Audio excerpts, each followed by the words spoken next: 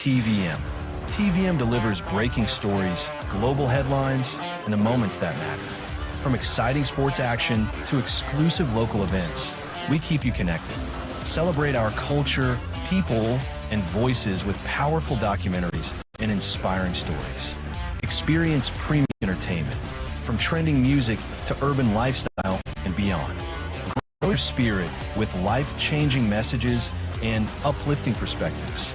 Lead the way with bold conversations, fresh ideas, and thought-provoking shows. Wherever you are, whenever you want, watch TVM on all your devices. TVM, your world, your network.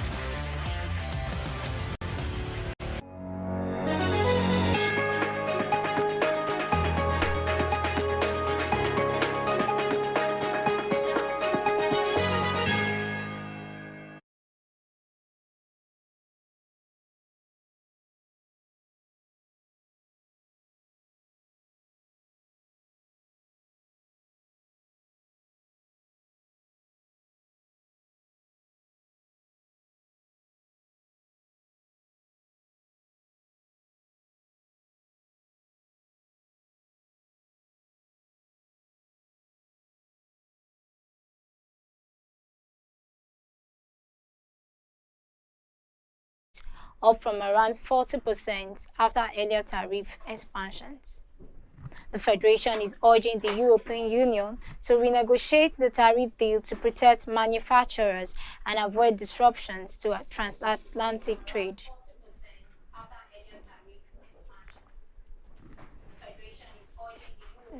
Staying in Europe, Mercedes-Benz says car makers must adapt like animals to survive in the cutthroat global auto market. CEO Ola Kalenius said, and I quote, "The animal that is able to adapt is the one that survives and thrives in evolution," end of quote, highlighting fierce price wars in China and cautious consumers in the US. The German luxury automaker reported stronger than expected margins globally, despite a 27% drop in Chinese sales and a 17% decline in the US. Meanwhile, European sales edge higher. Kalenius added, and I quote, "The hyper competition in China is not going away anytime soon," end of quote, putting pressure on Mercedes and its rivals, including BMW, Porsche, and Volkswagen. And in South Korea, President Donald Trump has arrived for the last stop of his Asia tour, aiming to advance trade deals with Seoul and China. In Yeongju, Trump met President Lee Jae-yong, received the country's highest honor, and discussed investment and defense commitments. Talks with China's President Xi Jinping are scheduled in Busan, focusing on tariffs, technology, and rare earth exports. Trump downplayed North Korea's recent missile test, saying his focus remains on trade. His visit caps a whirlwind trip through Japan and Malaysia, where he promoted regional trade agreements and investments. And moving on to China's state-owned China Oil, Food and Chemical Corporation, known as COFCO, has bought 3 U.S. soybean cargoes, the country's first purchases from the year's American harvest. The purchases come just ahead of a summit between President Donald Trump and Xi Jinping as both nations continue to negotiate over trade tariff. While the deal marks a first step, traders say the volumes are modest and a larger resumption of U.S. soybean demand is not yet expected. COFCO's shipments totals about 180,000 metric tons, and the move has helped push Chicago soybean futures to the highest level in 15 months. And staying in China, factory activity is expected to have shrunk for the 7th month, highlighting the need for more stimulus to boost domestic demand. A Reuters poll forecast the official Purchasing Managers Index, or PMI, below the 50-point mark that separates growth from contraction. Manufacturers are struggling at home and abroad, with exporters increasingly selling at a loss in Europe, Latin America, the Middle East, and Africa.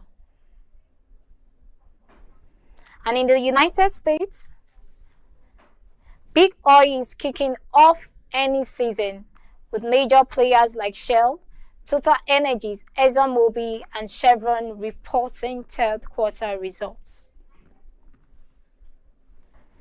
Despite a turbulent year of fluctuating prices, trade tariff and rising OPEC plus output analysts are optimistic that slightly high oil prices and strong refining margins could lift earnings. European majors Shell and Total Energies are expected to show gains compared with last quarter, though still below last year's results. U.S. giants ExxonMobil and Chevron are under the spotlight for operational updates, integration process, and refining performance. Investors are closely watching for guidance on 2026 as companies plan to manage debt, adjust capital spending, and respond to rising energy demand, including from AI-driven power consumption. And in Nigeria, the Nigerian Port Authority says its greatest strength lies not just in its world-class infrastructure or cutting-edge technology, but in its people who continue to drive the nation's maritime growth. This was the message from the Managing Director, Dr. Abubakar Dantoso, during the maiden edition of the National Mentoring Day celebration held at the authority's headquarters in Lagos.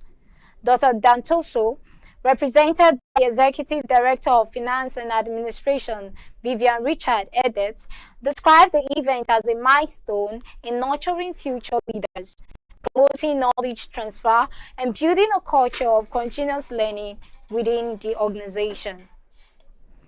He noted that while the authority continues to invest heavily in modern port infrastructure and advanced technology, its workforce remains its most valuable resource. Dantoso also commended young professionals serving under the National Youth Service Corps at the NPA, describing them as the next generation of innovators and administrators who will shape the future of Nigeria's maritime industry.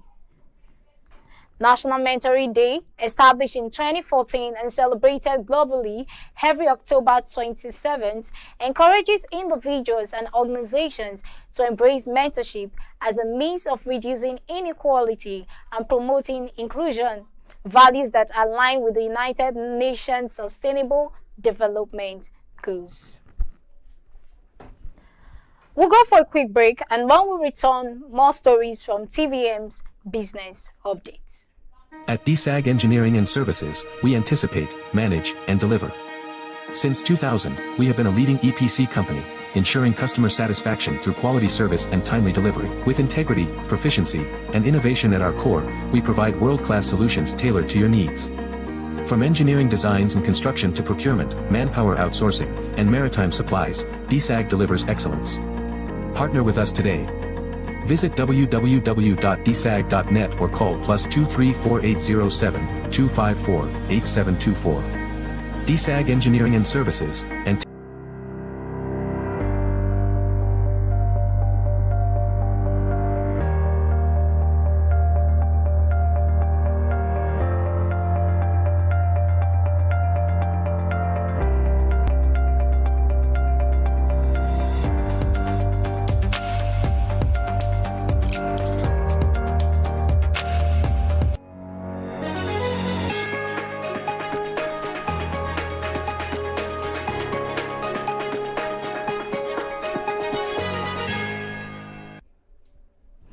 Welcome. Staying in Nigeria, the country's economy is set for growth in 2026, with gross domestic product projected to rise by 4%, according to the Manufacturers Association of Nigeria. Dr. Oluwasegun Osidipe, Director of Research and Economic Policy at the Manufacturers Association of Nigeria, says the Naira is expected to strengthen to between 1,300 and 1,400 per dollar, while inflation may ease to around 14%. He attributes these trends to stable oil prices, rising foreign investment, lower energy costs, and effective rollout of industrial and fiscal policies. Dr. Sidibe also predicts increased manufacturing output, easier access to credit, and overall economic expansion, supported by higher oil production, a stronger financial sector, and heightened consumption during the 2026 election season. Staying in Nigeria, the Central Bank of Nigeria has dismissed reports claiming it disbursed $1.259 billion to oil sector operators for the importation of petroleum products. In a statement, the bank described the claim as inaccurate, explaining that the figure cited in its first quarter 2025 forex data reflected transactions by market participants, not funds released by the CBN. Spokesperson Akama Sidi Ali clarified that since the unification of exchange rates in 2023, the foreign exchange market has operated under the willing buyer, willing seller system, where forex is sourced directly by traders. She reaffirmed the bank's commitments to transparency, fair price discovery, and stability in the financial system, urging the media to verify economic data before publication. And staying in Nigeria, the federal government says Nigeria is on the track to achieve a $1 trillion economy by 2030, a target set by President Bola Tinubu. Minister of Budget and Economic Planning, Senator Abubakar Atiku Bagudu, stated this in Abuja during a meeting with the European Union Parliamentary Committee on Foreign Affairs. He said the plan relies heavily on private sector investment, which is expected to provide over 80% of the funding needed to reach the goal. Bagudu commended the European Union for its support, including a major credit line to boost agricultural lending, and described the European Union Global Gateway project as aligned with Nigeria's push for green and inclusive growth.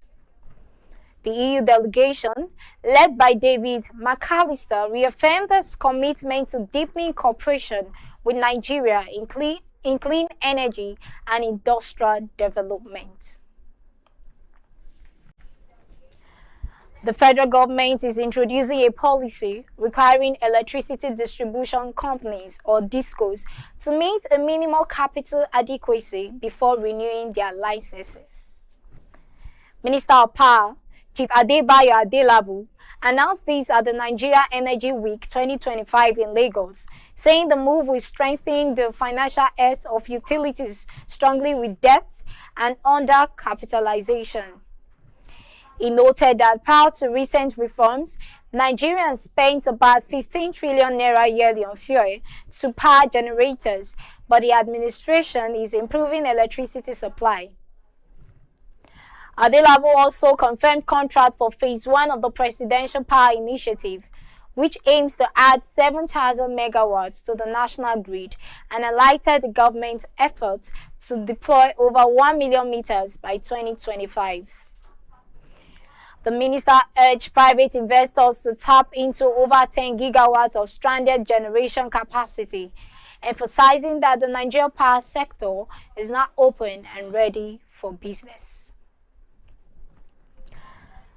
The federal government is partnering with the World Bank research institutions and coastal communities to strengthen Nigeria's fisheries and aquaculture sector.